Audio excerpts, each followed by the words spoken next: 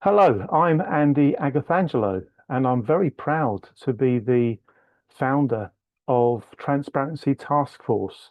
It is a UK-based but very international certified social enterprise. We formally exist to deliver a purpose, and that purpose is about reforming the financial sector so it serves society better. We're built around certain beliefs, the belief that the financial industry is profoundly important to the well-being of society, to economic stability, and to political stability too. We also believe, unfortunately, that the financial sector does have a very high propensity to misbehave if given the chance to do so. And that misbehavior, of course, is undertaken by market participants, in other words, formal organizations operating within the commercial sector of financial services, but also criminals. Sometimes those criminals are inside the regulatory perimeter, sometimes they're right outside of it, but perhaps even most confusingly, they are sometimes right on it, kind of straggling the space between the regulated and the unregulated. What we know for certain is that fraud and financial crime is a ridiculously high proportion of all reported crime in the UK. It's a high proportion right around the world, in fact. And yet, taking the UK as an example, only less than 2% of police resources are dedicated to dealing with it. Somehow, some people think that economic crime, fraud, white collar crime is victimless. And of course, that is not the case. Some of you tonight are individuals who have had substantial life changing amounts of money stolen through financial criminals of one kind or another. And of course, if that happens as people are approaching retirement, they often don't get the chance to replace that money. Economic crime affecting people in their 50s and their 60s is particularly devastating. I'm going to share my screen to bring this point to life. What you're looking at here, ladies and gentlemen, is what's called an early day motion. It's basically when a group of politicians want to make a formal statement. As you can see, it's about a gentleman, Ian Davis of Dunshalt in Fife. As it explains, Ian Davis became a victim of the London capital and finance scam, which was eventually deemed to be an outright fraud, prosecutions and all the rest of it. He lost a huge amount of his wealth at the age of 61. He took his own life. He was one of our volunteers. We knew Ian very, very well. And this early day motion, as it's called, goes on to talk about the idea that the authorities really ought to get better at working together, sharing intelligence. It commends Ian for speaking up. He spoke out about his experience at some of our events. Commends Ian for his courage in speaking publicly about how he became a victim of fraud.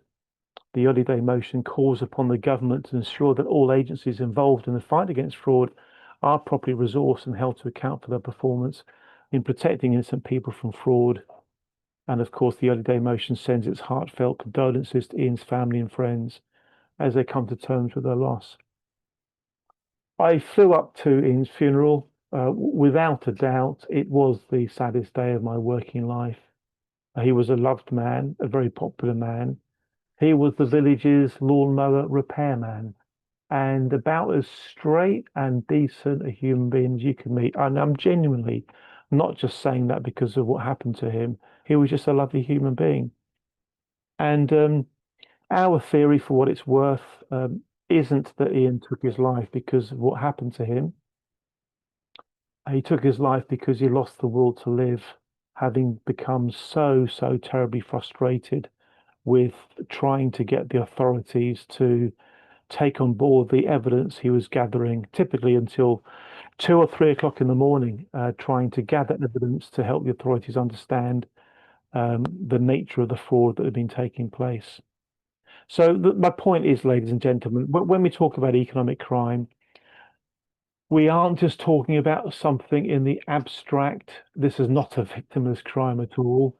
It really does have repercussions for society as a whole, and of course, individuals too.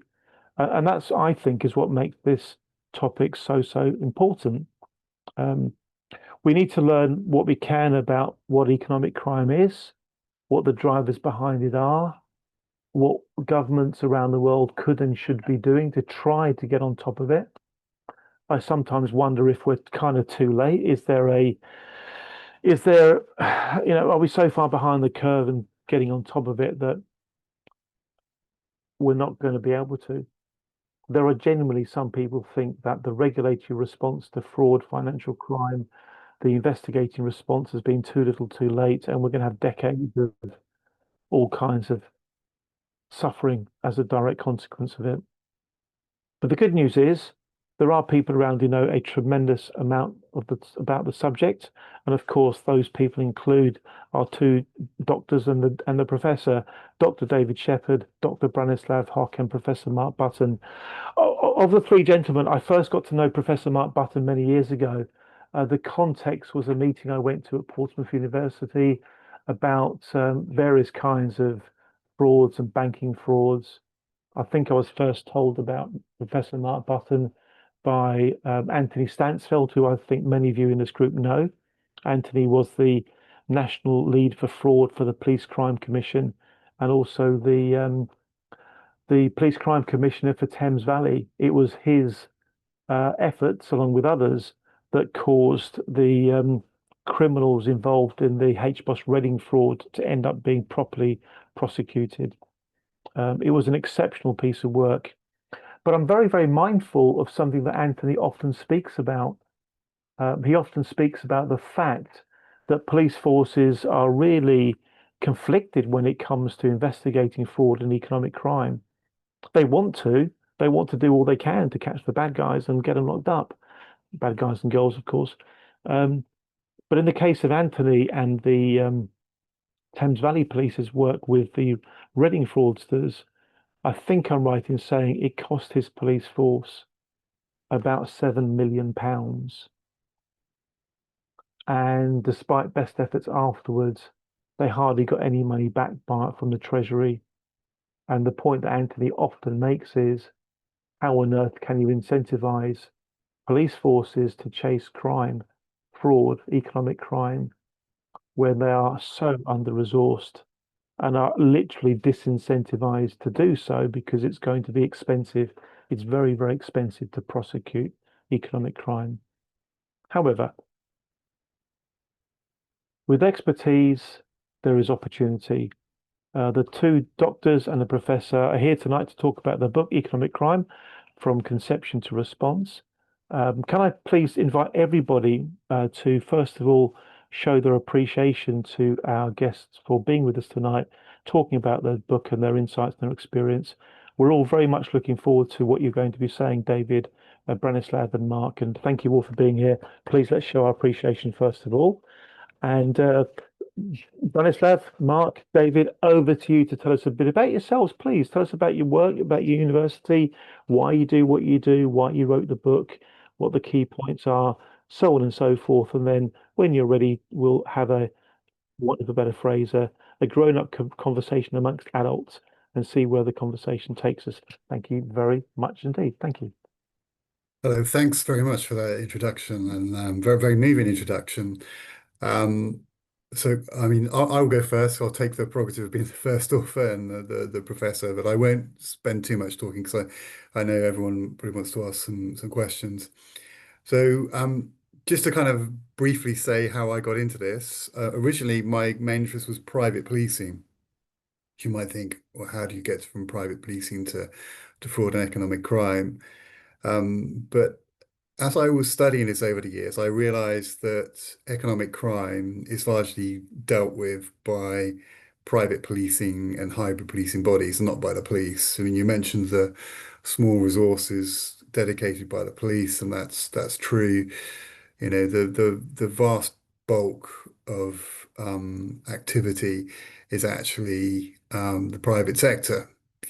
So just to take if you experience a credit card fraud, you don't phone the police first of all, you phone the bank. The bank will do the first initial investigation, and only a very small percentage of those will ever end up with the police doing, normally some kind of investigation related to organized crime.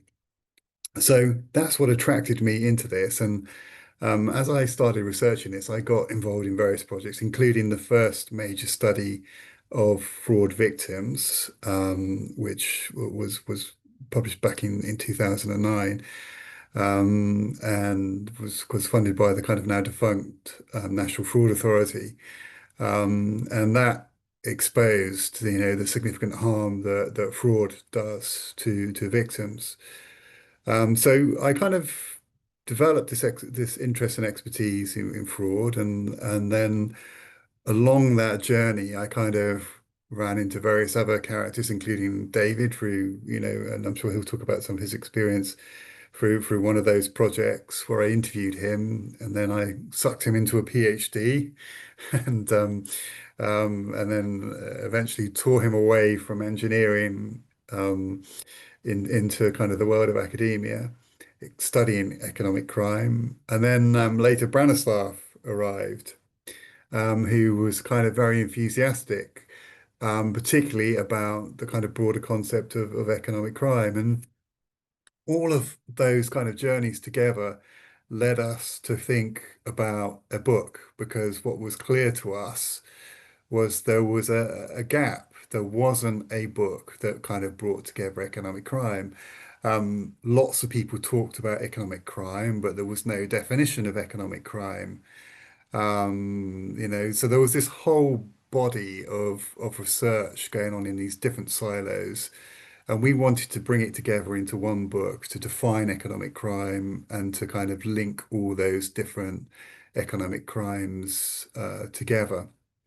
But we also realized there was a kind of opportunity here, and this was related to another project that we've done, and this got me thinking. And we were asked by the Home Office during the lockdown to look at the literature that exists on what works in preventing fraud and money laundering. And we started looking at this literature, and we realized that criminology, which is the kind of the discipline, or at least the discipline that we work within in our school, in our university, hadn't really done much on economic crime when we kind of started. We found there was much more research going on in computer science, in law, in business schools, and really criminology had kind of sort of got lost down a cul-de-sac, focused on those obviously very important crimes like burglary, sex offending, murder, etc., but had just largely neglected economic crimes. So we wanted to try and bring all this together in a book. And so one of the things we've done in this book is we've developed this concept of what we call economic criminology.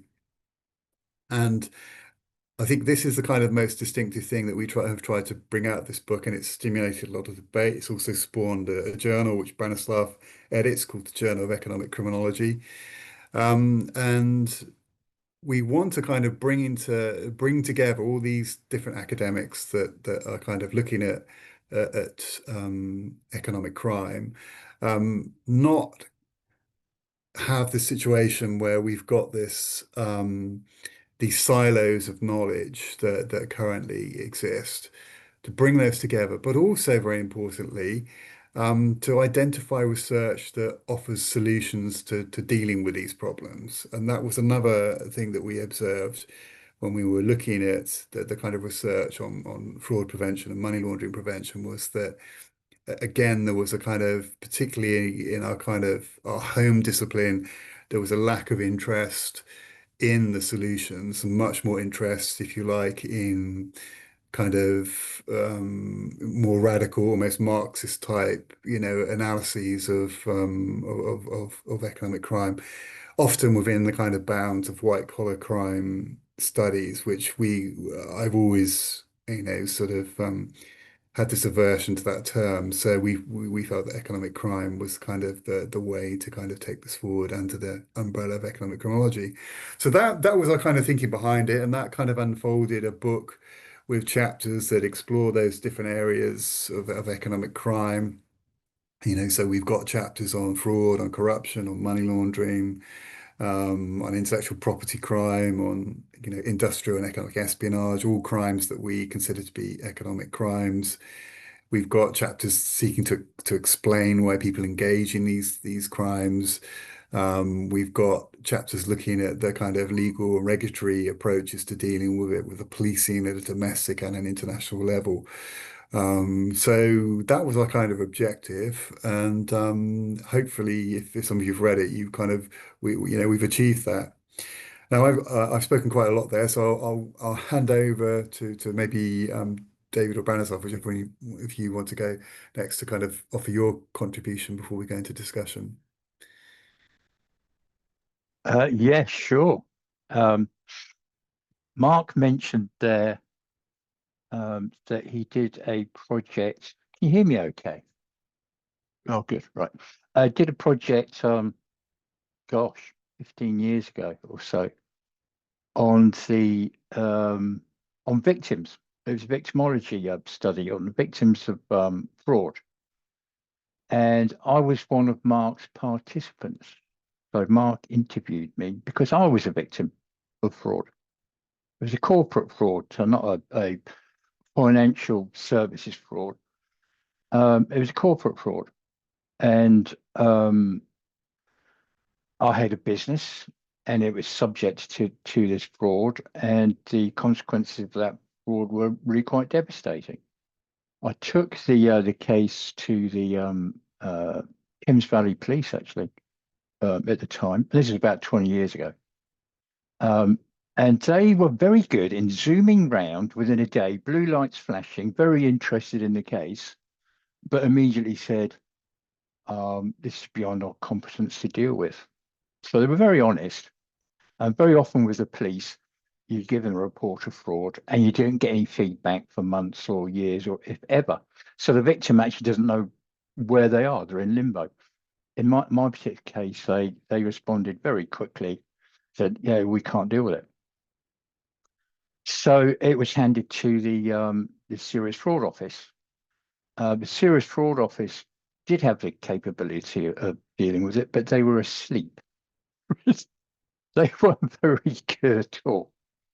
And it to actually get the ball rolling, and this is what I learned as a victim, I had to do my own investigation. And so dug in, put an investigation together. I frankly didn't know what I was doing, but managed to get through it. Put an evidence pack together, dumped it on the desk of the SFO, and said, "Here you are. Here's the evidence." And they said, "Oh, all right then, we'll run with it." And they ran with it. And 5 people were sent to prison for around about 6 years each. So it's quite a serious crime. We then followed through with recovering money through the civil process, and that was painful, but that was probably more painful. And from start to finish, the whole experience was about 12 years before we got final resolution. And through all that, I had this itch beginning to appear in my brain. What's going on? Is this unique? Why are the police so incapable? Why are the Serious Fraud Office asleep? Why are the lawyers so useless? I'd tried to engage lawyers throughout this, but they were predominantly useless. The accountants, why are they so incapable? So I had all these questions about what was going on, why it was going on. And I felt the only way I was going to scratch this itch was actually to go and find out more about it. So I met Mark. Well, I said, Mark, I think I might like to do an MSc at Portsmouth. What do you think? He said, you don't want to do that. You want to do a PhD. What? I didn't even think it was legal for old people to do PhDs, right? I mean, it just never entered my head. So, all right, we'll give it a go. We'll give it a crack. and got into it. And then I fell in love with it. I fell in love with studying it. And to be honest, I actually investigating the criminality, the frauds. I love doing it. I love finding out what happened, how did it happen, who did it, when, etc. And then doing the PhD, I found actually the skills needed for the PhD are very, very, very similar to investigating a case. And so I fell in love with it. Did the PhD, graduated, I think it was 2016. And then I was offered a job at the university. So doing research, so I took that. And then I was offered a job to do teaching. So I took that as well. And that's what I do now. So I'm a complete accidental academic. I didn't mean to do this. And that is something which I find that now I'm working with a lot of distance learning students who come from the police, come from banks, come from insurance, come from retail, and they come from all over the world, New Zealand, Japan, America, across Europe. And every single one of them stumbles into this. No one sets out with a career in, I want to tackle economic crime. No one does. People want to be vets or lawyers or engineers or teachers. Or no one says, oh, I'm going to be a fraud investigator when they're 18. And they stumble into these careers pretty much like I did there. And then they want to find out more about it. They've also got this itch that they need scratching. And they come to us, and then we work with them on the master's course. And they find out more about it. And our contribution there, I think, and this is kind of like what gives me a lot of satisfaction. I want to get something out of my experience and kind of turn it around into something useful. And my one of my greatest satisfactions is working with these students, predominantly mature students, working students, who have very narrow experiences, very narrow but deep skills in what they do.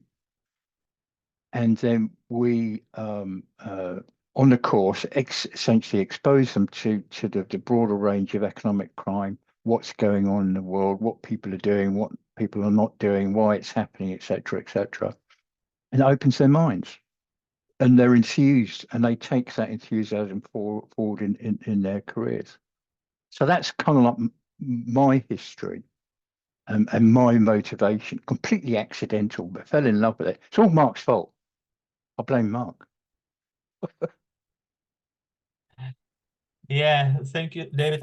I must say the book, it's not that we just sat and we're going to write a book, but it's really a culmination of some maybe 8 years or something of working together. So I really value that we really click, and I can be in the team for 8-9 years, that we know each other, we complement each other. So this is really a book written like a culmination of some many other projects. And we could have some reflection on, how we can actually try to define the field of economic crime. Because when I entered that, I maybe 15 years ago, I entered it through like more investment arbitration as a lawyer, where it became like strange, like how these, American firms or American authorities are policing German firms for bribes in faraway jurisdictions. I'm referring to for example, Siemens case, and then they're getting expropriated in their original countries because they were massively bribing governments to get licenses there, for example. And so I was puzzled by that some 15 years ago, but I felt I didn't have much audience at the time. And I feel like in this last 15 years, it has become quite a massive discussion, not only in like international bribery, but across different economic crimes. So I thought I'm doing project first like on international bribery and cross-border policing, let's say. But then I actually realized that what I'm doing is about a collective action, something completely detached, something which is like how people, organization hold together when you see collaboration, when you don't. And there are some people got Nobel Prizes to explain when societies hold together, like ancient Greeks, or merchant guilds in Middle Ages or pirate ships, like how the pirates were able to cooperate. They have certain principles. It's not necessarily for public good. And I started applying it to all kind of policing activities, especially as well in like a role in the context of role of private sector in policing, and how you can be policing through private sector for public good. So this is how I enter that. I think we have spoken quite a bit, and maybe we can open the chat. There are many smart people, I think, in the room, so would like to as well learn from them. I've just taken myself off mute, not because I identify as a smart person, I definitely don't, but because I'm very happy with the conversation we've had so far, and I'll be delighted to facilitate the discussion we're about to have over the next 50, 60 minutes or so. Gentlemen, if I may, I'd like to start to draw your thoughts and opinions on an area that we within the Transparency Task Force have been finding really, really interesting. And it's to do with the fine line between corporate entities behaving decently and when corporate entities become incentivized to do things that under normal circumstances they probably wouldn't do. But under some circumstances, it seems as though they feel justified in doing it. So allow me to set the scene. I would love to get your thoughts on this. It's widely accepted that when the global financial crisis happened, many banks wanted to shore up their balance sheets. They were under pressure. Some of them were trying to not get nationalized. Others were having to be bailed out, and they were getting nationalized. The banking crisis affected pretty much every financial institution around the world.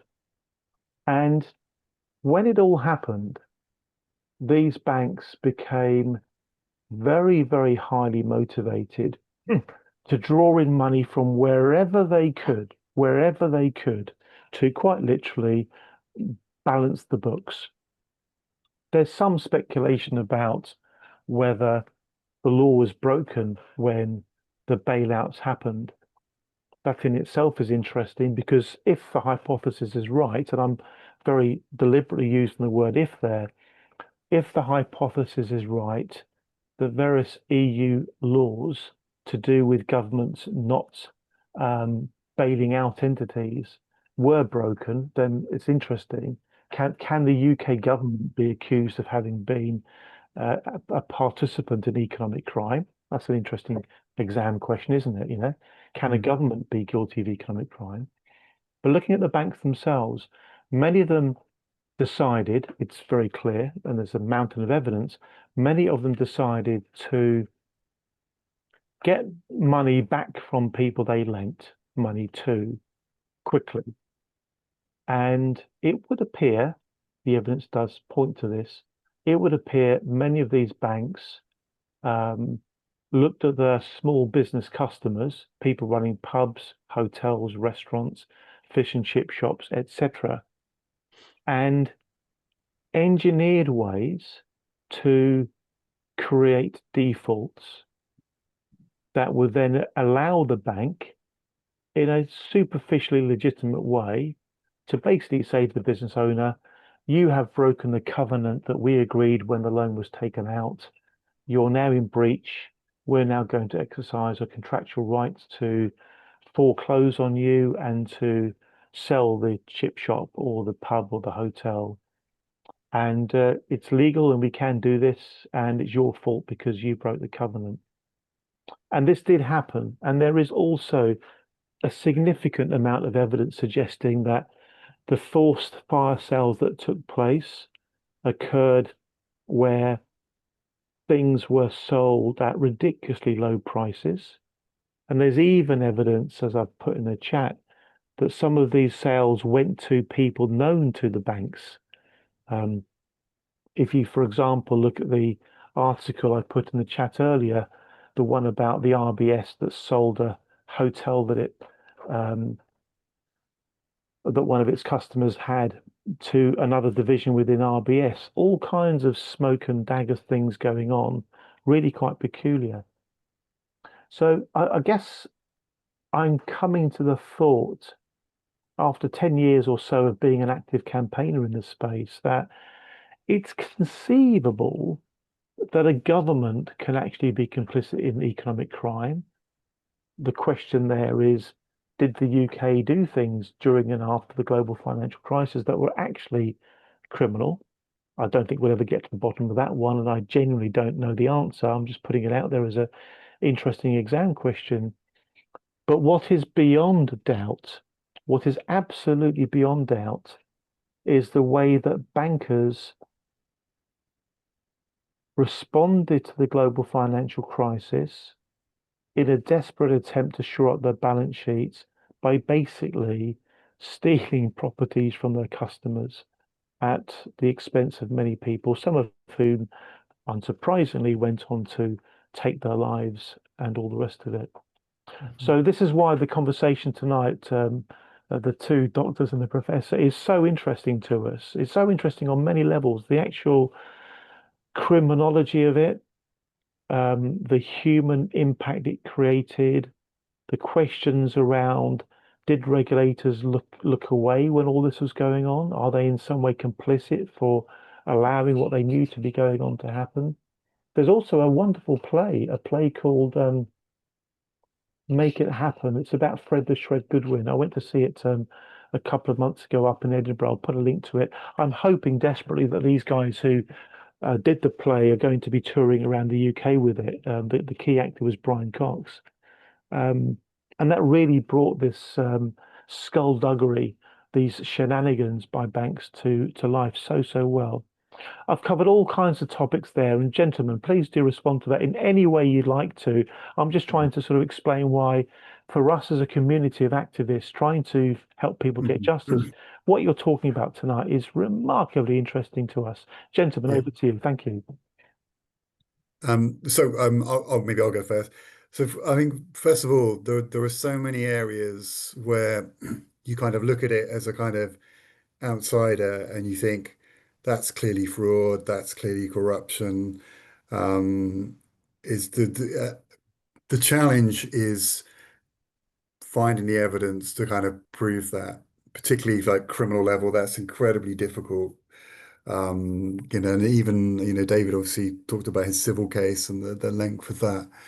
So, it's a good thing you can find so many examples where people, sort of say, well, that's corrupt. That's for, the government's done this. There's a planning decision that's happened in the local council. I can't believe how that's gone through. The politicians have lied. This company has done this. And obviously, there are so many examples of, what we would regard as very mainstream, acceptable corporations engaging in offending. I mean, obviously, yesterday, only in the news was the corporate scandal over diesel emissions. And obviously, we've already had Volkswagen. It looks like many other manufacturers may well face, justice through the civil route for what was essentially fraud that they were perpetrating. And obviously that case is still to be heard. So there's lots and lots of these things that we think of as fraud and corruption. And what you just described, you hear that. And obviously I've read about this and seen cases, and there's definitely a stench there. There's sort of the initial test of, if you like, anyone interested in this area is clearly met. There's something not quite right. And obviously, deep into that kind of financial scandal, there was also lots of things that weren't quite right. What the bankers were doing, what American, bankers were doing in terms of giving mortgages to people that should never had them, and then kind of dressing those up all as kind of positive securities to be sold, of which there's been very few criminal, prosecutions again for many of those bankers in that area. So my view is that, probably if we were to kind of look at this as academics and,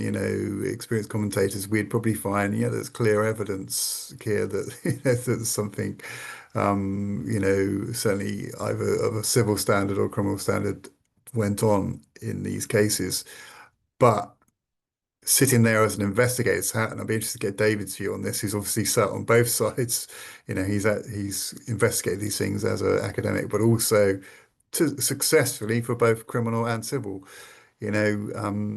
Investigators' hats will probably look at these things differently in how do you gather the evidence and prove in a court either at, the balance of probabilities or beyond reasonable doubt that this is something that has transgressed our, criminal laws and torts, etc.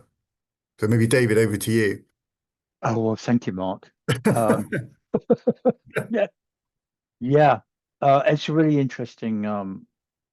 Well, we could do 15 PhDs on this question. One of the things that actually bothered me the most and motivated me the most to find out more about economic crime was not the behavior of the police or the regulators or the courts or lawyers or the accountants, actually. It was the behavior of the corporation. At the center of my case was a very large American corporation, Mars Confectionery, as in the Mars bar, right? And that's where all the fraud and corruption emanated. And at that time, I didn't even know what to call it. Is this fraud? Is this bribery? I just didn't know. I didn't have the language for it. And I told Mars that they're losing millions of pounds through this fraud and bribery that was going on. It was in your face. It was so obvious, the problems that are happening. And they just didn't care. So that's one point on the picture, is often corporations don't care. Now, we can't look at corporations as people. They're not. A corporation is a piece of paper. It might be a legal person, but a corporation has never made a decision in its life. It can't do. It's not a sentient being. People do. It's the managers, those people who are responsible. And so we need to understand what's going on in their minds and what their motivations, pressures are, etc. And some of them just don't care. And that's what I saw. Some just don't care. And then some get into like a collective hysteria. There is the pressure of failing, the pressure of the organization failing. There is the pressure of the individual failing and not delivering. And that pressure can, I think, produce a collective hysteria about what needs to be done, and a collective blindness to ethical values. And it might, in all other circumstances, be an ethical organization, but with sufficient pressures in place, it will turn into an unethical organization in a certain respect. And then these individuals, these managers, these executives will rationalize doing bad things for the greater good. And the greater good might be the survival of the business, might be the shareholders of the business. But for some of them, it will be about their personal survival. But all these pressures are in place in the dynamics of an organization, which I think creates this collective hysteria and this wrong decision making and wrong attitudes. You mentioned the HBOS Reading case earlier on, Andy. I use that in the teaching to illustrate just how long it takes to bring about any kind of justice. And it goes on and on and on. I don't know if it's yet finished. But there's a classic example of the bank just shutting its eyes to the problem, and it had to be forced to recognise that there's a problem. I don't know how many investigations or I think I counted 5 or 6 different investigations, inquiries by different people in that case. And the bank just shut its eyes to it, refused to acknowledge the problem in the first place. And when it started acknowledging the problem, it was very reluctant to do so. The regulators were pretty hopeless. They didn't really know how to manage it. But what was going on in the minds of those the managers and the executive? And I think it's just this collective hysteria. and this rationalization about we're going to make these wrongful decisions, and we're going to do so knowing so for what they believe is the greater good. David, could I please interrupt you there, because I've just put a note in the chat. What you're explaining right now is hyper interesting. This is such an interesting conversation we're having. You're making me think of what is now, of course, the famous post office scandal, Alan Bates versus the post office, because what you're talking about there is the pattern that somehow the corporate psyche, if you can just imagine this idea of a company having a mind, obviously it doesn't, it's the collective individuals within it, but somehow the organization drinks enough of its own Kool-Aid, so to speak, that it ends up believing its own false narratives about what its priorities are. And it's almost as if there's this kind of brainwashing exercise going on that makes the post office, for example, continue to take people to court and imprison them who, when they know there's a high chance that what they're being prosecuted for is based on completely bogus IT software that's doing all kinds of crazy things. In the banks, we can only imagine that they somehow felt justified to steal assets from their customers because they had this imperative to save the financial system and stop the banks from collapsing, because if they did, that would be mayhem and then the entire civilization would go down the tubes. There's this weird, you've touched on it so nicely, there's this weird kind of corporate self-gaslighting that goes on that seems to make what we can only assume would ordinarily be pretty decent people do some actually seriously bad stuff. David, what you're talking about is fascinating. Thank you. And I think you've got a point there, Andy, about otherwise very moral, ordinary people can cross the threshold of the office and their values disappear, their values change. Yeah. So how they think and behave and their attitudes and values at home suddenly change when they get into the office because of the culture of the office and what have you. So ordinary people can do awful things in those situations. There's one particular situation which I'll mention briefly. I don't want to dwell on it because it's so damn sad. And then we go to Richard Emery, who's a great TTFer who's got a huge amount of experience fighting against fraudsters on behalf of people. We learned a while ago that one of the banks basically had a policy whereby, and what I'm about to say is going to sound insane, but it's true. We've actually got the evidence of it. One of the banks had a policy when they successfully engineered a default of a customer's pub, club, chip shop, whatever, they would celebrate it by sending around what they literally called a victory email to celebrate the fact that they'd done it. Now, what on earth has got to be happening to the morality of people to actually celebrate the demise of a business that somebody may have spent their life building, the working life business? In some cases, the businesses that were being stolen, it's the only word that comes to mind, were actually intergenerational. Somebody inherited the pub or the chip shop or whatever, and through this banking misconduct ended up losing it. We're talking about the humanity, or I guess the lack of humanity, that must play some kind of a weird part in this economic crime space. Thanks, gents. This is a fascinating conversation. Mr. Richard Emery, if you don't mind, Richard, kick off with a brief introduction to yourself and your work, because I want folks listening to understand what the kind of things that motivate you to do the kind of things that you do, Richard. Thank you. Thank you. Hi, Andy. It is an amazing subject. So my background is in both computing and retail systems. I would describe myself as being financially very numerate, very analytical, very forensic. For 25 years, I've operated as an expert witness in civil and criminal proceedings, essentially around fitness for purpose of computer systems and retail fraud. But 10 years ago, I was drawn into the arena of bank fraud. So for the last 10 years, I've been assisting individuals who've been the victims of fraud to take their cases against the banks. And we've taken cases to the Financial Ombudsman Service. I've recently concluded a 3.5-year case where the FCA identified a potential fraudster, they arrested him, and eventually we've managed to get £12 million reimbursed, compensated and or reimbursed to 200 victims of that fraud.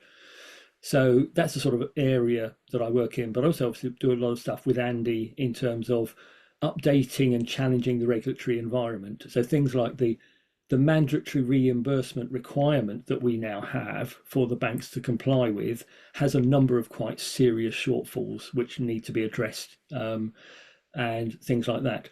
But I want to talk about one particular case because I think it illustrates something about what the professor and the two doctors have been talking about. In the middle of 2020, so 5 years ago, I contacted one of the major banks because a chap's payment had gone wrong. And I contacted them and I said, could you please tell me, how did you actually process the payment? Now, the first response I got told me the truth. And the truth was, when the payment hit the payment centre, they looked at the chap's form and said, we can't make this payment on chaps because the sort code on the chap's form is not in the United Kingdom. Now, for those of you who sort of, maybe, I've learned a lot over the last 3.5 years. CHAPS is a system operated by the Bank of England that only applies when you make a payment between UK domiciled sterling denominated bank accounts. But historically, Southern Ireland was part of the United Kingdom bank system because it was part of the UK.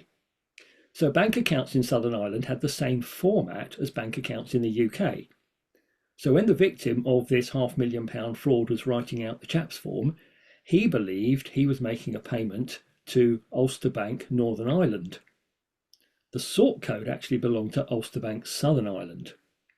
Now, the first person I spoke to in the bank told me the truth. We got the document, we thought that's what the customer intended us to do, i.e. make a payment to Southern Ireland, so we made an international payment. Now, of course, that potentially is a breach of mandate, which is why we're now in the civil courts. The second person, who then took over the case from her, proceeded to say, no, that isn't what happened. We made the payment by chaps.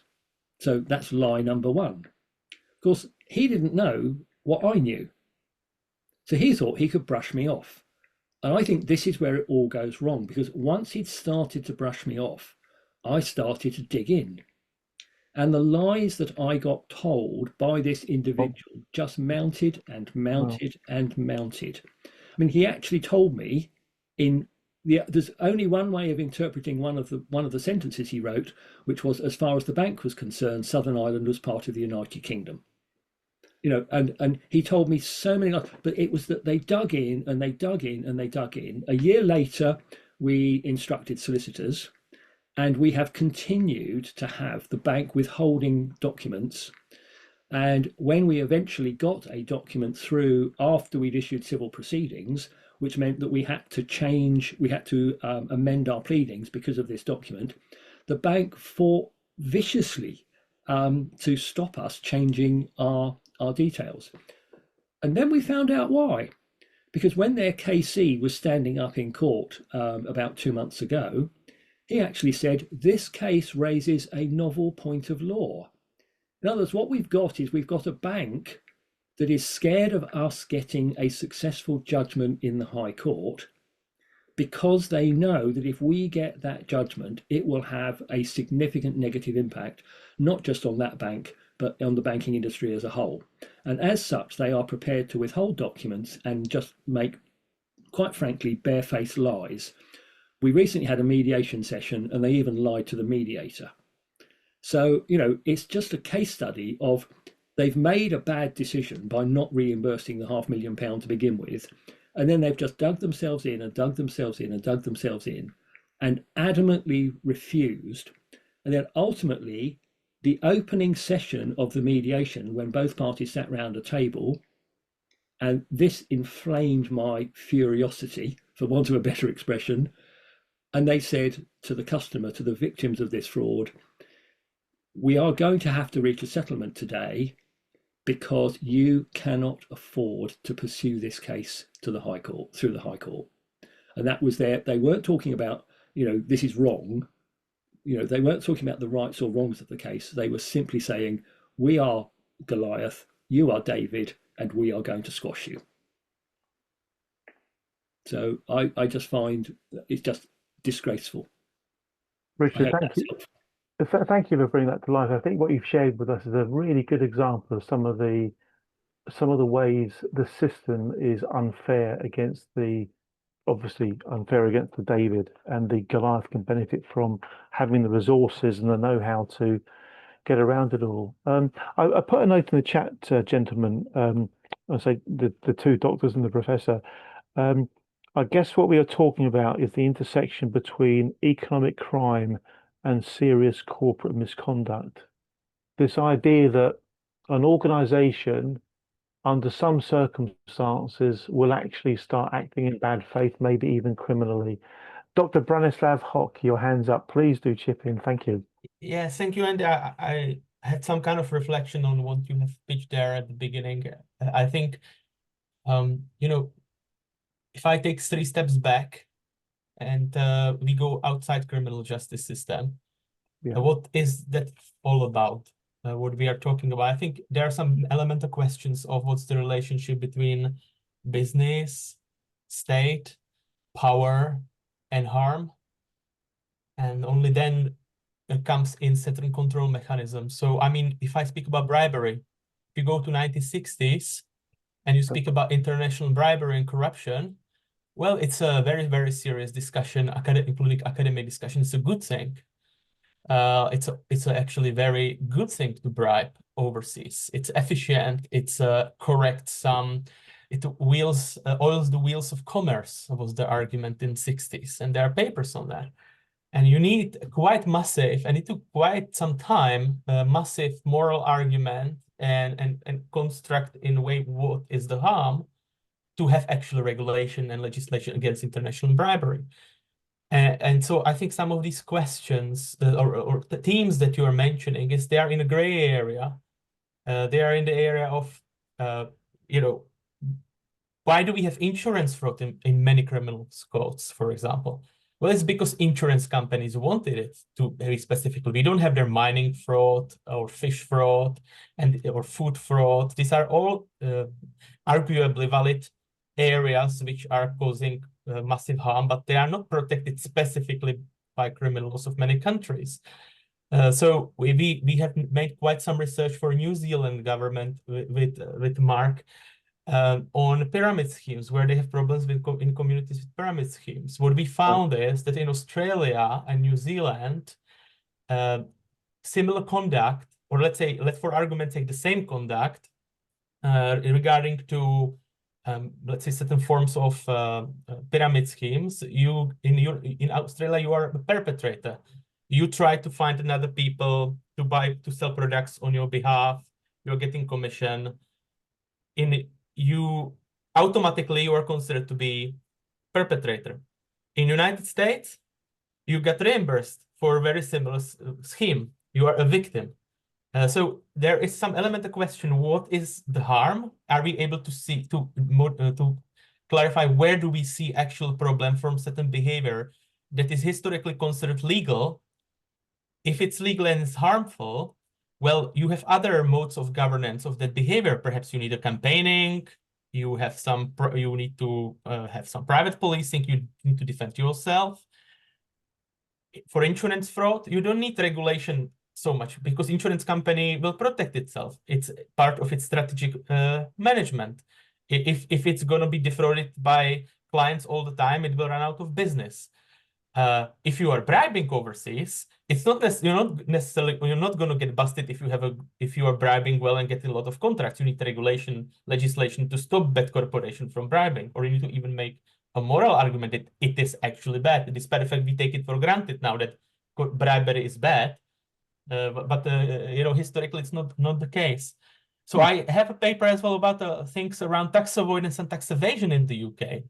So I think its big things are, I call it legally corrupt institutions. So many things are corrupt, but they can be legal. It's not that it's necessarily criminal. So there are all this construct of institutional corruption in terms of not like organizational corruption, but something which is leading to some major inequality in society, some major miscarriage of justice in society, processes that are loaded because of private interest and turn into laws and regulations. So I think there has been for hundreds of years these kind of questions, and if we apply them to that economic crime, many economic crimes, including fraud, they are not necessarily seeing a problem. So I think if we still see some MPs, if I don't have evidence, if we ask some, what I'm hearing from policymakers in the UK, they might say a certain type of domestic fraud is all right because ultimately somebody gonna tax this money. What's the problem?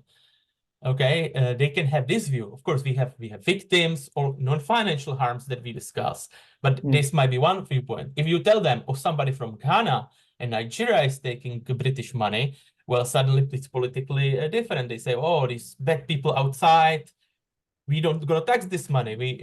And suddenly it's priority. So the question is what the priority is. What do you consider to be harmful? And there are some trade-offs that certain crimes are prioritized over other crimes, or certain type of behavior is engineered to be okay, and we are persuaded it's not even harmful, perhaps. Therefore it's not criminal. So I think it's as well maybe a role for you to identify something that is legal, but it's corrupt or it's very, very harmful, despite the fact it's legal. Thank you so much. Folks, in a moment, I'm going to invite Nancy Lubin to chip into the conversation. Nancy's in the US, and we'd be very pleased to hear from Nancy and invite Nancy to chip in to the conversation. I'm going to share my screen to show you all some data that I think you might find, I hope you find interesting. We're quite close to the folks in Washington, D.C. So, go on. Andy, while you're just getting the data on the screen, can I just chip in with what Richard was saying? Richard, on the second person who told you a lie in order to cover up the position of the bank, in my view, and I think the legal position would support it, they've committed a crime because they have told an untruth and something they know to be untrue.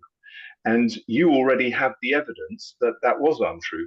So I would urge you to speak with your lawyers and to actively pursue the bank, because if the bank is faced with the prospect of one of its staff members being taken aside for criminal behavior, and it would seem to me that you've got a prima facie case of that, then you will find that the urgency with which they will want to settle with you will magnify. Now, it may well be that you actually, and I hope this is the case, want to establish precedent and case law in support of many others.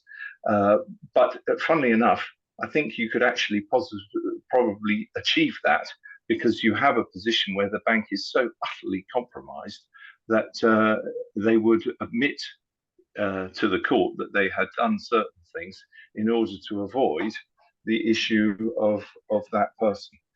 Anyway, I'll just leave that out there, and the professors may want to comment on it. Thank you, Mark. Mark, thank you, Richard. Let's come back to that. I'm going to share some data with you folks. Sometimes it's quite interesting to take a look at data. Some of you will know we're pretty close to the folks in Washington, D.C. who make a database violation. There's a US version, there's a UK version, and there's a new global version, which is what I'm looking at now. And what I'm going to do is just show a particular search. It's a free-to-use database. It's used by academics and journalists around the world. I'm going to write into the offence group session. I'm going to pick financial offences, and I'm going to click on search. And what it will do is show us straight away the 10 worst offending organizations, worst in terms of amount of fines against them. So you can see the list there: Bank of America, JP Morgan Chase, UBS, Apple, etc., etc. I'm showing this data for a few reasons. One of them is because the data suggests that there's quite a lot of recidivism in the system. What recidivism, of course, is the characteristic of an individual or an organization continuing to behave badly even after they've been caught and supposedly dealt with. But when you scroll down here and you look at the offense category, which is the first, second, the fourth column in, you've got a really interesting collection of misconduct: tax violations, toxic securities abuses, economic sanction violations, investor protection violations, anti-money laundering, banking violations, etc., etc. I'll keep scrolling. It's a very, very long list. So one interesting dimension to this is there evidence suggesting recidivism?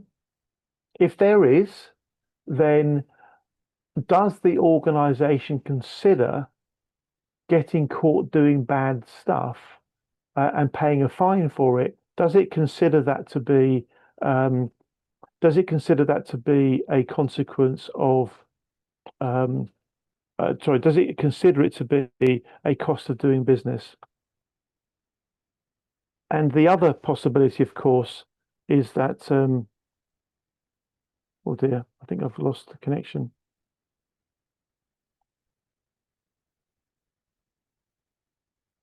No, you're still there. Thank you. Am I still there?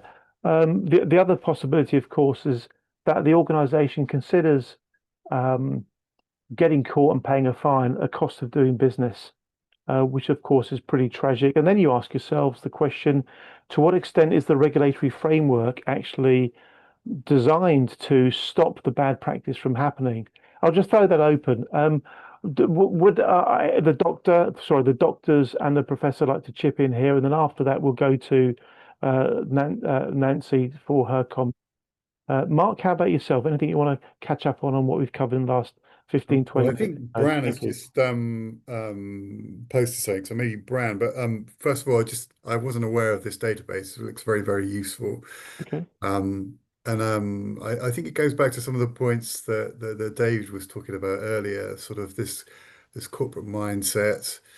Recidivism is very, very common with individual offenders. I think people go to prison. I think it's something like 50% will reoffend, once they come out of prison for crimes in general. So the fact that organizations are kind of recidivist, we shouldn't be surprised about, because they're collections of individuals, and as we discussed earlier, if the incentive structures are such, and particularly if you take a classical approach and weigh up the costs and benefits, on the face of it, some of these fines look large, but often in the kind of broader financial transactions that they're involved in, they are, just costs of doing business, I'm afraid. But Bran, I think you obviously commented something. I think you wanted to come in on this.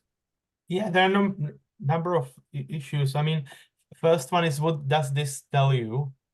Does this tell you something about, what does this tell you? Does this tell you something about enforcement policy of the US law enforcement authorities, for example? So when the corporations are bribing, for example, international bribery, you see every year there is some enforcement priority. So 1 year it was energy, the other year they were going against pharma. It's one thing.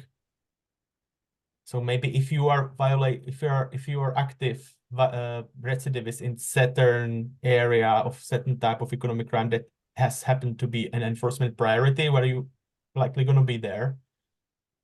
Right. So maybe it tells more about what the law enforcement is doing rather than what ultimately these problems are, because we don't know who is not being prosecuted, because there obviously most of the cases are not, most of these bad things are not being sanctioned, I assume.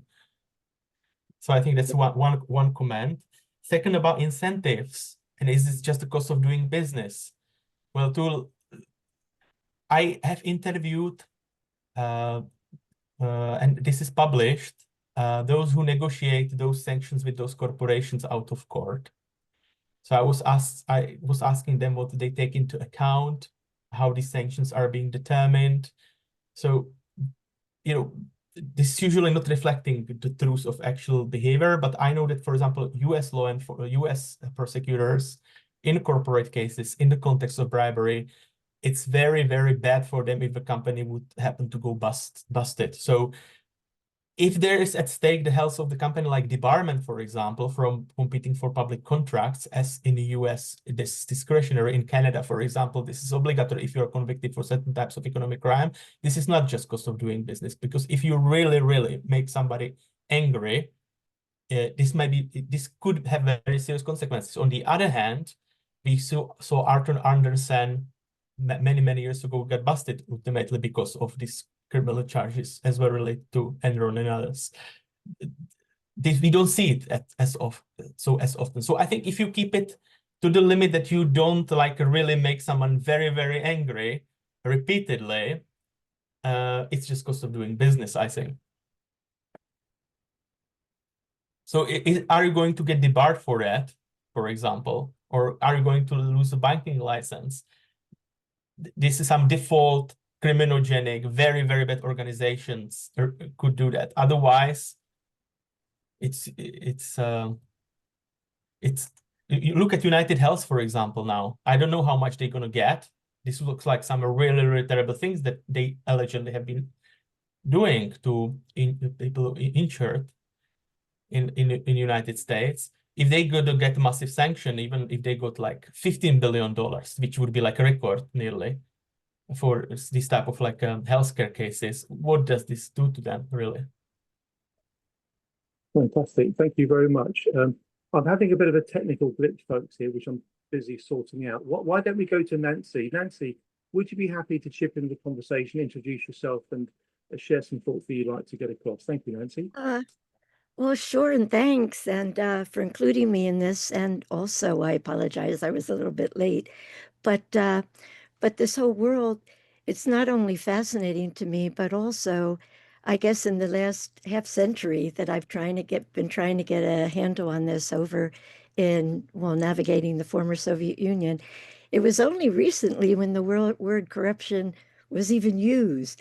Back in the 70s, corruption had such a it had such a narrow meaning, after at least here in the United States. And I started working over in the former Soviet Union, living in Central Asia for a while, in Uzbekistan, back in the mid-70s, where what seemed like corruption was rampant, but we didn't really know what to call it. We'd call it a second economy or an informal economy, or we came up with a whole bunch of different names, but it was the economy. It was the whole thing from top to bottom. And I think the second thing so I actually did my DPhil at Oxford back in '79, writing about that. How do we get a handle on what all of this is? So when U.S. corporations started getting interested, mostly a little bit in the 80s, and certainly when the Soviet Union fell apart, to work in the Central Asian countries, I sort of was all there was, and I seemed to be hired by everyone to help navigate them through, or else navigate them out. And I guess I mention all this because the fascinating part to me was how easily and eagerly, so many foreign companies, not all, there were some wonderful ones, but became a part of that whole corrupt system, rather than in some ways, trying to change it. And for a certain period of time, we felt pretty strongly that we were making it so much worse than it would have been if the international community hadn't jumped in. The other thing we tried to get a handle of, first of all, we didn't even use the word corruption, because of the Foreign Corrupt Practices Act, so that we didn't really even have a useful dialogue and really, figuring out how would we explain what we're eventually trying to sort through.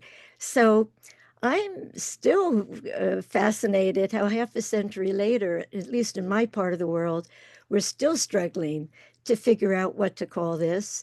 But we're still part and parcel of it in so many parts of Central Asia with very little oversight, and accountability, it seems to me, in much of what we're doing.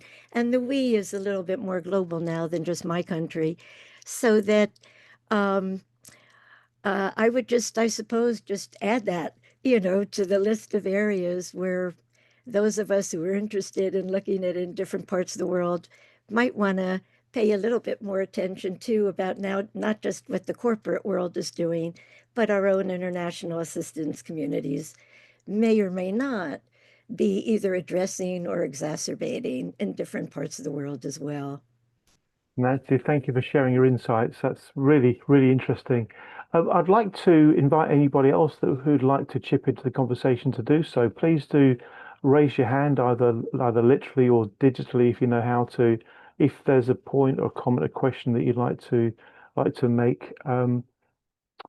Otherwise, we'll invite the two doctors and the professor to continue with the sharing of their insights. Would anybody else like to ask a question at this stage? Yeah, Andy, Mark again, sorry. No, not at all. Don't apologize. Please do, Mark. Thank you. I would just like to go back to, I think it was David who was speaking before Nancy, and just say corporations don't know who own them.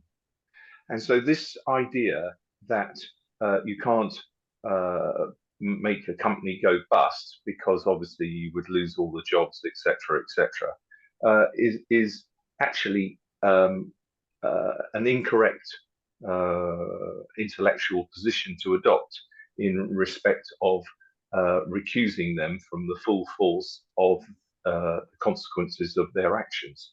So the idea, if you think about Chapter 10 and Chapter 11, bankruptcy in the States, and I think Canada has pretty similar rules, you can effectively disavow the ownership position of the shareholders, but the entity carries on. And that is a way to bring a great deal of attention to shareholders, to the corporate governance and the consequences of corporate governance, or the lack thereof, and the fact that they should actually be an awful lot more mindful of what their executives are getting up to.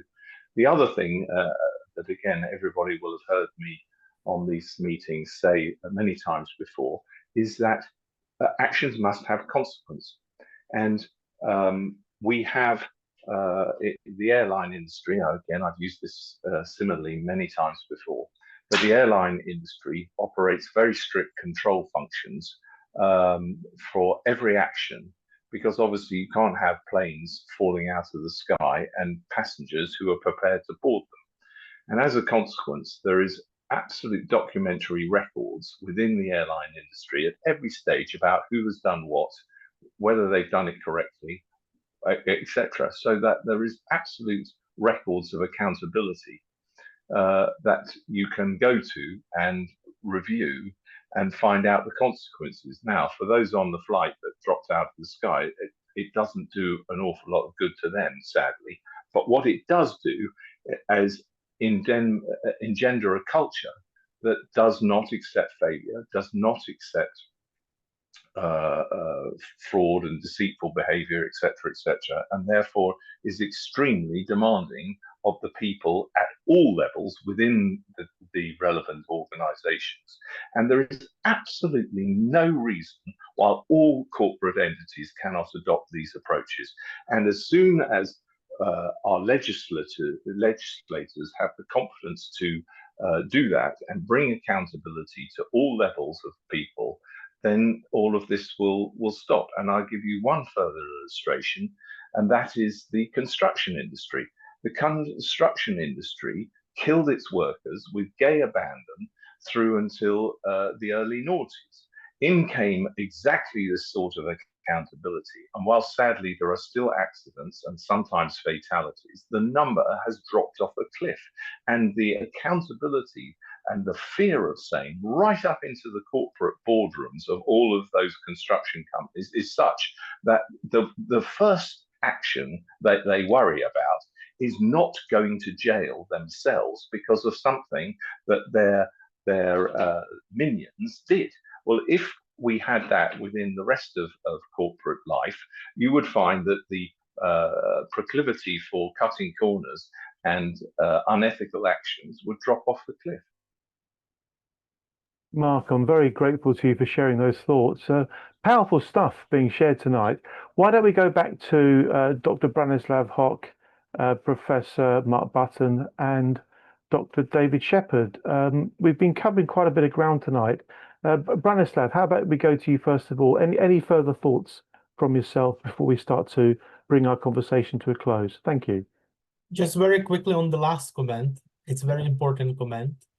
I think as well have to ask yourself, like, okay, what do you want from accountability? I think I will now provide examples from Enforcement of Foreign Corrupt Practices Act, and if we take a step back and see, I look at practically all these cases since, let's say, 70s. There were not so many cases in 70s, 80s, but what you see is you have someone who has been very, very bad for 100 years, for example, or 50 years, 30 years. So these cases, these massive cases, are big bundles of corporate misconduct.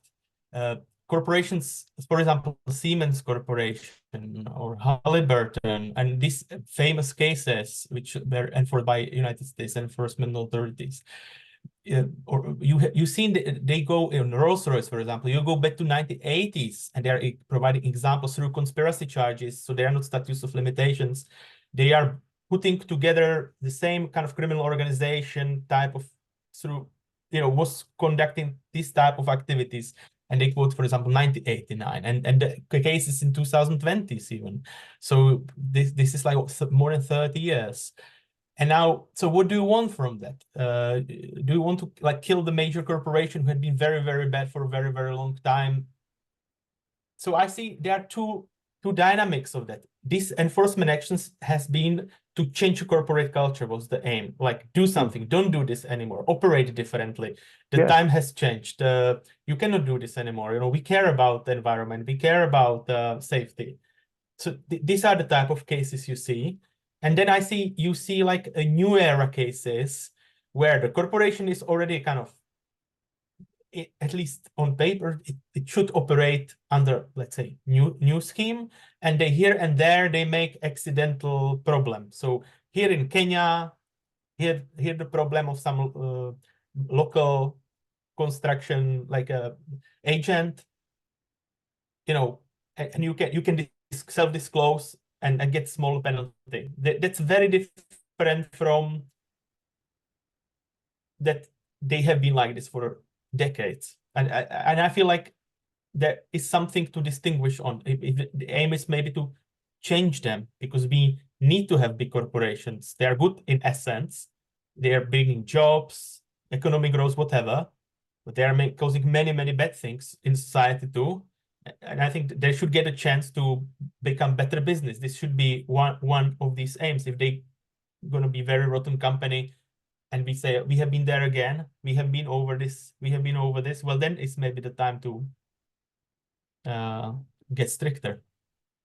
And thank you very much, Branislav. You're making me wonder about if we are in any way lenient with bad acting companies. Of course, as you correctly say, it's actually individuals within the companies acting badly. I understand that point.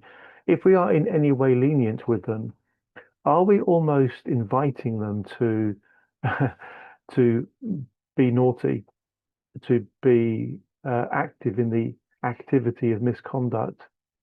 And if we are in any way lenient with them, are we failing to utilize the power of deterrent? Maybe the argument's simple. People will behave properly and well and correctly if they know there are consequences if they don't. I guess that's a tremendous oversimplification, but I think it's got some value in it. Thanks, Branislav. Why don't we go to Dr. Shepherd? Dr. Shepherd, please do chip in with anything you'd like to say. and then we'll go to Professor Mark Buffon, and we'll start to bring tonight's conversation to a close. David, over to you. An earlier speaker, Mark, not Professor Mark, but another Mark, yeah, was talking about safety, which is an interesting approach to viewing this problem. Mark and I wrote a paper a few years ago, and we used safety as an analogy to view corruption, bribery, and corrupt schemes, how people come together, and how organizations fail. What is it about the organization that causes failure? The systemic failure. What are the pathogens inside the organization which lead to these corrupt relationships that can arise? And I kind of like that. And I've been from an engineering background. I kind of like that kind of approach. And recently, I've been thinking about further applying that safety analogy in this area, and how organizations, corporations ought to be organizing themselves and taking that view, that safety view. We're in a period now of a new industrial revolution, the digital industrial revolution, which is incredibly unsafe in many ways. The Facebooks, the TikToks, and so on and so forth. The tech titans have brought out products which are unsafe, which are contributing to the economic crime problem in a massive and unprecedented way. It's the same as it was in the essentially the second industrial revolution 100 years ago, which was based on metal rather than based on computers. And that was, with the cars, electric motors, washing machines, vacuum cleaners, electric lights. All these products started coming out mass produced, and they were unsafe. And the corporations didn't want to address the safety because that would cost money. And their view was, well, this Model 4T, there's nothing wrong with the Model 4T. It's the way you drive it that's wrong. So it's the driver's fault. And of course, we've moved on from there, and that regulations started to come into place. It forced the manufacturers to think about designing in safety into their products, and to think about how their products might be misused in such a way as to cause injury and death. The corporations then woke up and realized that safety gives them a competitive advantage. And that competition between manufacturers helped to spur that change in the safety mindset, which brought safety by design into engineering practices, which have continued ever since, eventually getting into the construction industry, so that injury and death in the construction. So we now have to think about not just about safety in the product, but safety in how we go about creating the product, and that product might be a building, for example. So it's taken decades, but it started about 100 years ago, that safety mentality. And that safety mentality, I think, needs to be applied to certainly the world of the Zuckerbergs and the Musks, but also the world of the banks, etc. Using that learning from that industrial history, how can we apply that to these financial and technology institutions? Thank you very much indeed. Thanks, David. Moyara has put in the chat a point that I found really interesting, and I've responded to it with the comment. I wonder, Moyara, if the punishment differential, she's talking about misconduct by Goldman Sachs and then the misconduct by Lafarge. I say, I wonder, Moyara, if the punishment differential is a function of a range of factors, including the lobbying power of the miscreant organization. I figure Goldman Sachs have got lots of influence. That's got to be a factor somewhere there. And I'm just about to put in the chat a note that I think I'm right in saying that HSBC got away with a hell of a lot in fact, they got away with so much that it ended up with a deferred prosecution agreement when it would otherwise normally have faced very, very serious consequences for some stuff that it was doing. I guess we're talking here about the ability of organizations through vested interests and influence and lobbying capability to wriggle out of jail. Thank you, David Shepherd. Let's go to Professor Mark Button. Your final comments, please, if you could bring our comments to a close. It's been very interesting so far. Thank you, Professor. Yeah, well, you mentioned deterrence, and obviously there's an important thing. And I think, if you just look at the case of fraud, probably certainly less than 1% of offences of fraud result in a criminal prosecution, depending on how you define it. But probably even lower than that in reality because of the non-reported. So the sentence is obviously important deterrence, but the most important part of deterrence is getting caught.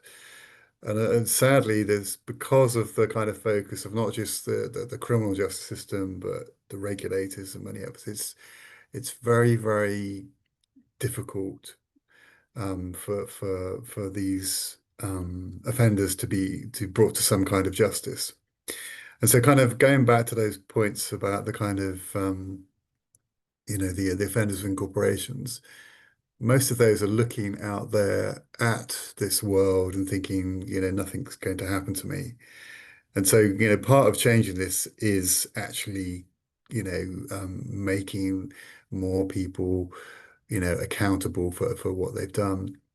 But also, I think some people have mentioned kind of sentencing here, and there's obviously the sentencing in the UK, is relatively low, particularly compared to America. And I think David mentioned, in his case, they were getting sort of 6 years for quite substantial sums. But also, I'll leave you with this. I did a study where we actually interviewed the offenders, and I'll share it when I've finished talking. Those that went to jail, not all of them, but most of them actually found it therapeutic. Jail was not a deterrent. What was far worse for these offenders was the media coverage and the destruction of their reputation. I mean, these are not, common garden burglars we're talking about here. It doesn't matter if they're in the local newspaper and, sort of paraded as offenders. These are respectable citizens, and far worse for them than going to jail was actually, having their kind of faces in the paper, and called criminals, called all kinds of, nasty things. And obviously the implications that has for their whole kind of social life. People don't invite them to dinner parties anymore. All these types of things, we might think of them quite minor, but that is quite a significant effect on people. So I think when we think about deterrence, we need to bring more people to justice, and obviously where those people have been proven, we need to think of, punishments that are more innovative in actually creating a deterrence. Thank you very much indeed. This is such an interesting conversation. I put a note in the chat. I'm trying to. The shirt that you're wearing, Professor Mark Button, looks familiar. Is it a Barbarian shirt? Is it? No, it's actually a Ralph Lauren shirt. I haven't worn this for years. Like looking for a kind of rugby shirt to wear this morning, and I kind of but I have actually got a Barbarians rugby shirt somewhere. We'll have to chat about that sometime.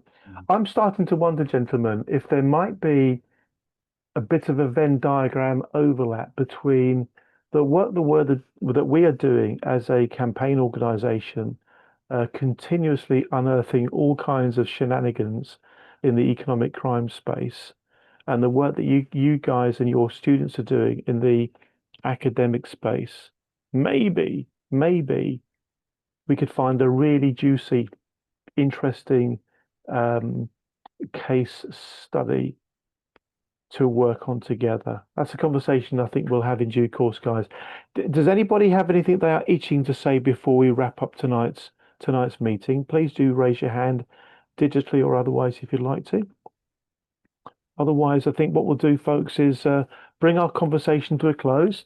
We're going to be returning to this theme of economic crime and associated topics, corruption, misconduct, corporate malpractice, malfeasance, mis-selling, and all the rest of it, time and time again. It's a subject that's of great interest to us for the reasons I said earlier. We know that it does and can cause enormous amounts of human cost and suffering. In fact, connected to that, I'll just quickly show you this document here. I'll put a link to it in the chat in just a second. A few years ago, we worked with some interns at Birmingham University, and it was a very successful exercise, actually. We produced this document here, Faces of Financial Crime, Suffering Caused by the Financial Sector, and it's built around 22 case studies. We were talking about the consequence of financial crime and economic crime and how it impacted on people.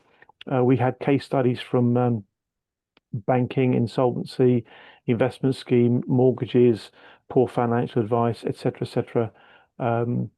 It's a decent piece of work. We're pretty proud of it. I'll put a link to that in the chat.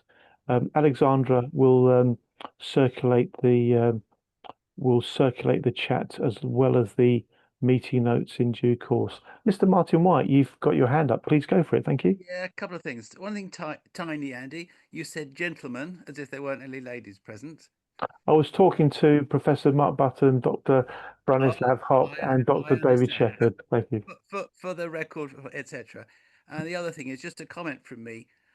You occasionally find, and this was one case, where you think the conversation is about one thing, and you get a lot more interesting aspects than you expected. And that was a case today. So I think it was really great.